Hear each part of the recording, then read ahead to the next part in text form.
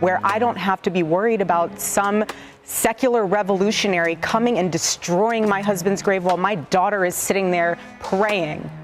One thing, that this is my husband. That this is my husband. That this is my husband.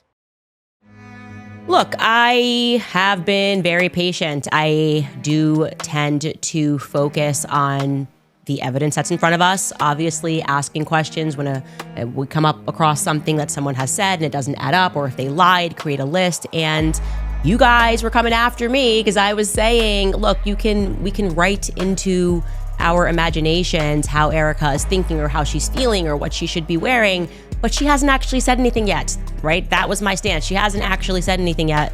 Give her a chance, okay? And now she is making the rounds in the press because Charlie's book, his posthumous book, is coming out about the Sabbath, and she's speaking about the quote-unquote conspiracies as she sits down with a lot of these news anchors. So first and foremost, she's sitting down here with Harris Faulkner, and I just want to show you a couple of clips from this sit-down, which is now trending. And she begins by addressing the question, which has been in the air, regarding where Charlie Kirk is buried. That question resurfaced this week in a big way because Milo Yiannopoulos and a few others have asserted with absolute certainty that Charlie has not yet been buried. That's what they're saying. They say they have proof of that. And at first, Harris Faulkner is asking about that claim. Talk to me about this part of the conspiracies that are out there, this disturbing part that people are trying to guess where Charlie is. Can I have one thing? Can I have one thing? Can my children have one thing? Everything was public. We will be building the most beautiful memorial for my husband at Turning Point USA, and it will be for the world to see, and it will be spectacular, and it will have basically museum style for our Charlie, for my Charlie. But can I have one thing? Can my babies have one thing where we hold it sacred, where my husband is laid to rest, where I don't have to be worried about some secular revolutionary coming and destroying my husband's grave while my daughter is sitting there praying? One thing, that this is my husband. Yes, he was Charlie Kirk to the world, and I know so many people love my husband, and I am grateful for that, but this is my husband, and I want to be able to have one thing left that is sacred to our family, to my in-laws, to my babies, and to my parents. One thing. I think that what Candace Owens is doing right now is evil. It is evil what she is doing right now. Okay, and I say that again. But what? Because like I don't opine on whether it's evil or not, but my position is it's really none of my business. And why is it? But I have a question. Why is it none of your business? I mean, you comment on these things for a living. I'm not mother of the internet. No, but if this were on the left and somebody were accusing Charlie Kirk of his wife having murdered him, I assume that you would be talking about it. Is that what Candace is accusing Erika of? Yes. Of murdering her own husband? She's accusing TPUSA insiders and other members of the right wing, including Seth Dillon, of being involved in the murder of Charlie Kirk, yes. Okay. Like I said, I don't take in that content, which is an honest statement. I don't have time to watch Candace's show. I believe you. But the point that I'm making is that when what I understand friendship Candace should to not, have in been our doing. business, I think it's important. Listen, and Candace friendship and I are should not friends. trump. We don't even know each other. I understand, but even with Tucker, friendship should not trump our manifest requirement to speak out when people do and say things that are both detrimental to conservatism and morally wrong. Okay, so I don't totally disagree, but I think the way of handling that, at least for me, is much different. Hi, Megan. Hi. My name is Joshua. My question is, during a recent stop, you had Ben Shapiro as a guest, and he had made some claims about Candace, saying that she had said certain things online, and when he made those claims, you looked visibly uncomfortable because, you hadn't heard that and couldn't verify that. So my question is, why did you look so uncomfortable in that moment, and have you researched the claims that he made since? Thank you for that. Yeah, no, he said that Candace has been claiming Erika Kirk was behind the murder of Charlie, which I had not heard, and I was taken aback because that seems like something I would have heard. It's so crazy. And I have since learned it is not true. Candace has not made that claim. And in fact, I've now seen several clips of Candace specifically defending Erika Kirk and saying she would never make a claim like that about Erika, and that she is open-minded to other people at Turning Point. That's obvious. She's been making that point. I had heard that point. But she's specifically been defending Erika Kirk, and she's been saying she does not think that of Erika. And in fact, if you read her comments, she's under pressure to make comments about Erika. And so far, what I've seen, she hasn't. So thank you for that question. Okay, so on its face, I actually agree with that. I think that when people are being buried and where they're being buried and how their funerals are done, that is a very private matter, okay? So objectively, I agree with what she's saying, okay? But subjectively, because we are dealing with the subject of Erika Kirk and what transpired immediately following Charlie's assassination, this is going to be read as Meghan Markle syndrome, okay? Meghan Markle syndrome, where you want privacy when you want it, but you want publicity whenever you want it, and that just doesn't work, okay? It doesn't work that way. I honestly think it was said best by Bethany Frankel, not related to this situation. Bethany Frankel is on Real Housewives, a reality show. And she was referring to one of the housewives who lived her life very publicly, showcased her marriage, was buying tons of Louis Vuitton bags when they had tons of money. And then when their relationship soured, the housewife basically asked the public for privacy. And Bethany was like, no, this isn't how it works. Like, we were riding with you on the way up, we're riding with you on the way out. You don't get to like pick and choose when you want privacy and when you don't want privacy. And subjectively, as it, in the matter of Erika Kirk, this is the same person who had somebody record her over Charlie Kirk's casket. That was not our business, truly. And I can say that decision was made by her, and there is, some credence to the claim that everybody grieves differently. I wouldn't even record myself over a casket ever, okay? Some people maybe perhaps want to have that memory, but the decision to publish that, you crying over your husband's casket, and to publish his dead body on Instagram was a decision that was made by Erika, and we can watch that. Oh, I love you. I love you. I love you. I know. I love you. I love you so much. I love you. I love you. God bless you.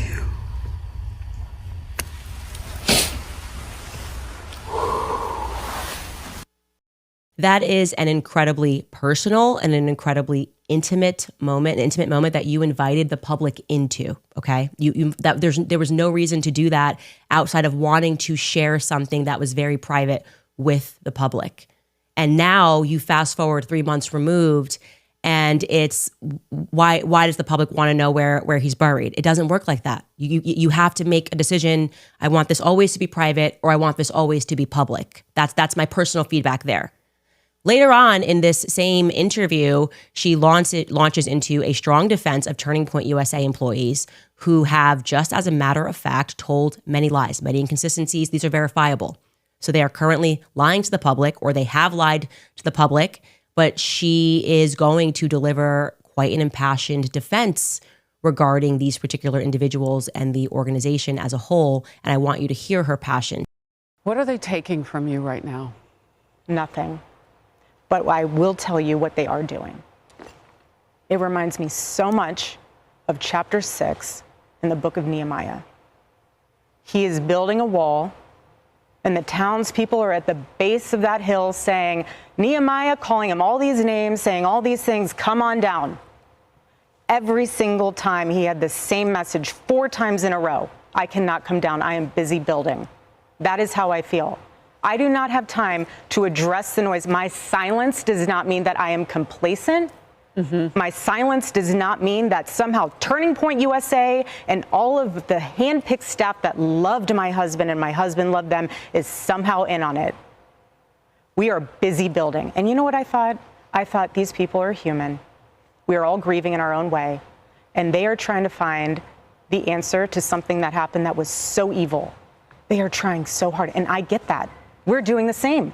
Anytime we hear a lead or anytime we hear anything, we send it to the authorities.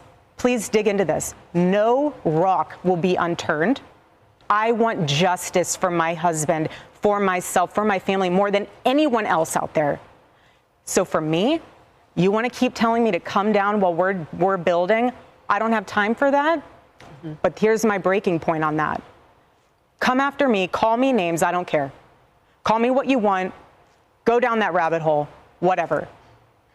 But when you go after my family, my Turning Point USA family, my Charlie Kirk Show family, when you go after the people that I love, and you're making hundreds and thousands of dollars every single episode, going after the people that I love because somehow they're in on this, no.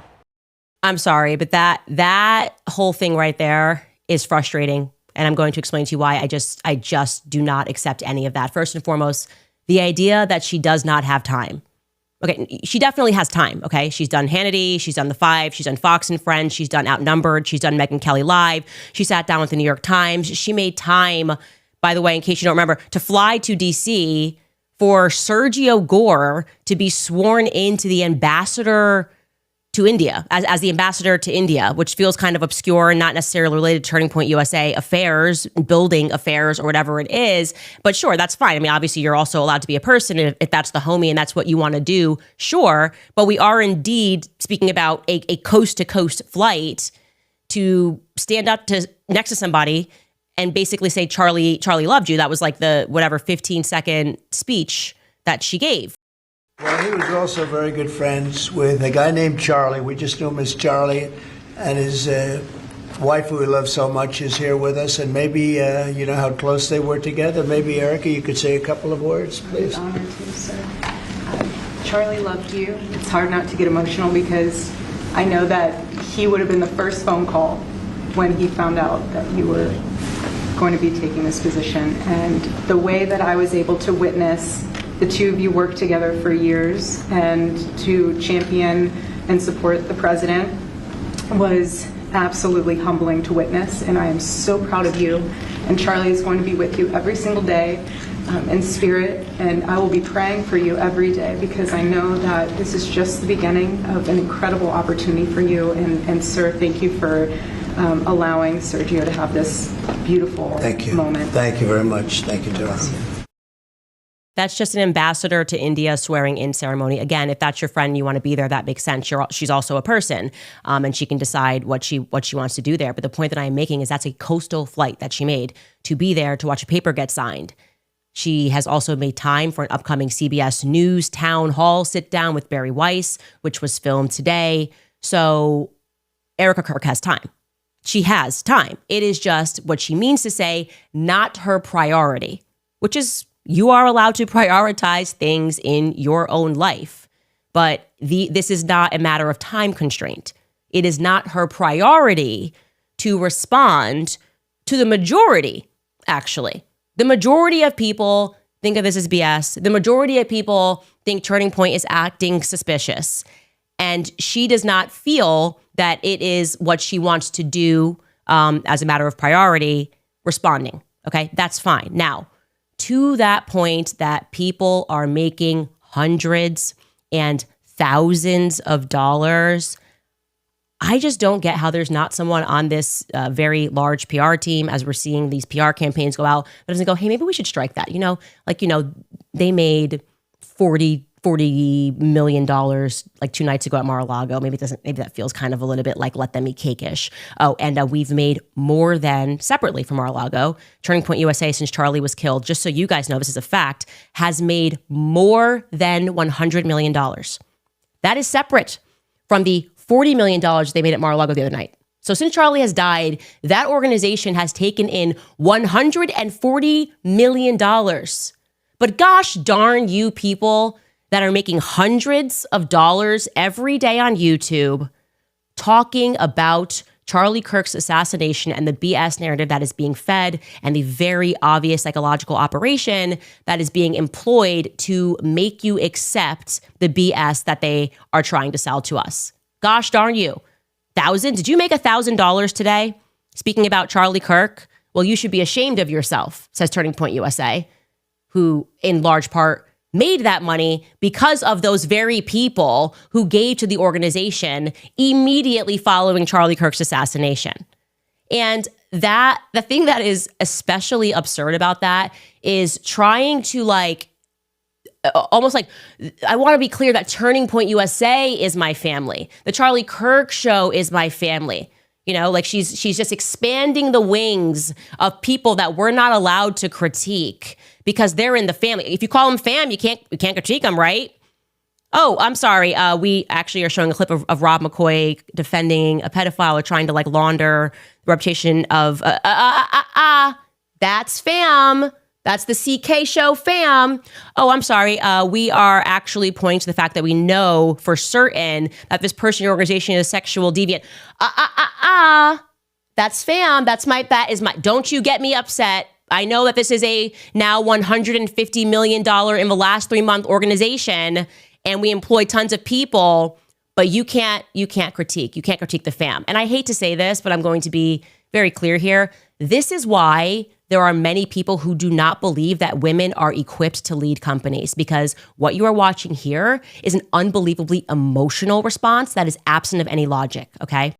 Candace Owens is a f***ing evil scumbag. She is a degenerate. She is burning everything down, and she's gloating and smiling while she does it. And you know what you told me? She has no security. She doesn't deal with the shit we have to deal with. She's a piece of shit. She's making everyone else suffer.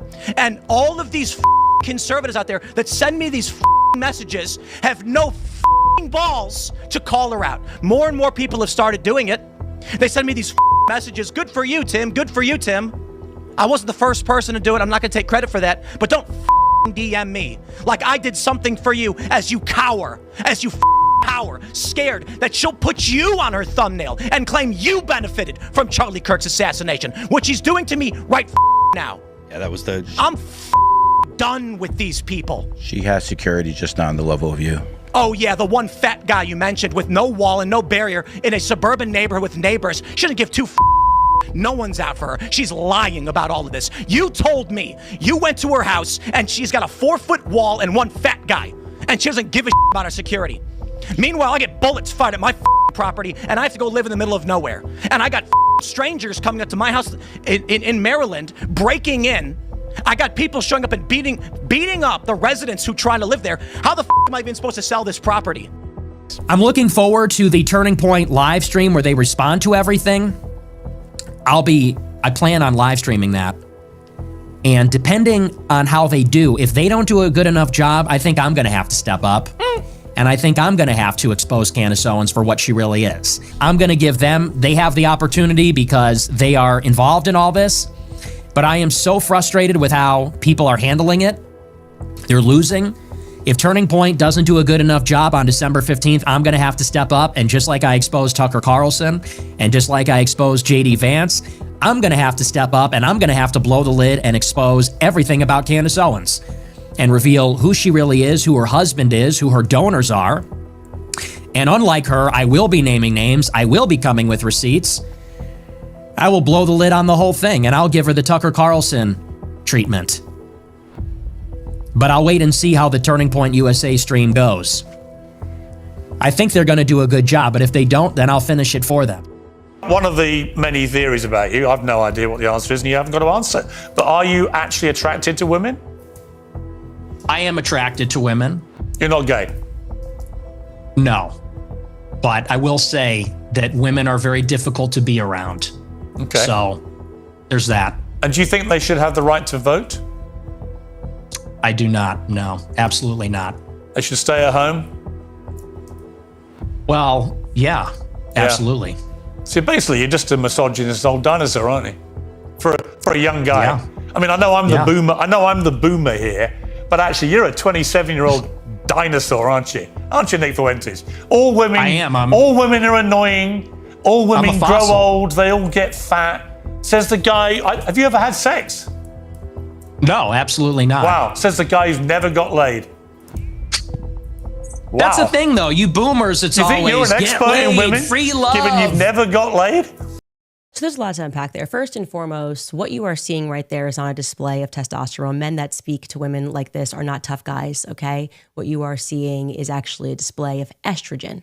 Everything he is doing there is somebody who is not a man, he is not tough, and he would never dare to speak to a man like that, right? People that find that very easy. Secondly, Tim Pool doesn't even have the intellect to understand that we put him in the thumbnail because he accused me in a full episode with Milo Yiannopoulos, which we showed and contextualized, of being someone who benefited from Charlie Kirk's assassination. So he thinks he's being accused. No, you accused me of that in like a actually, I think it was 2-hour episode with Milo Yiannopoulos, in which Milo defended me and explained that I am not to blame for the lame excuses that the feds have given us regarding Charlie Kirk's assassination. What's your thoughts? Please be respectful with your comments. Also, please click the like, click the notification bell, and subscribe to this channel. Listen, Genesis chapter 11 verse 10 explains the genealogy of Shem. Shem was a black man in Africa. If you repeat this back, Genesis 14 verse 13, Abraham steps on the scene. Being a descendant of Shem, which is a fact, means Abraham too was Abraham, born in the city of a black man called Nimrod, grandson of Ham. Ham had 4 sons. One was named Canaan. Here, let me do some explaining. Abraham, Isaac was Jacob had 12 sons, for real, and these were the children of Israel. According to Genesis chapter 10, these were the children of Israel. According to Genesis chapter 10, these were the children of Israel. According to Genesis chapter 10.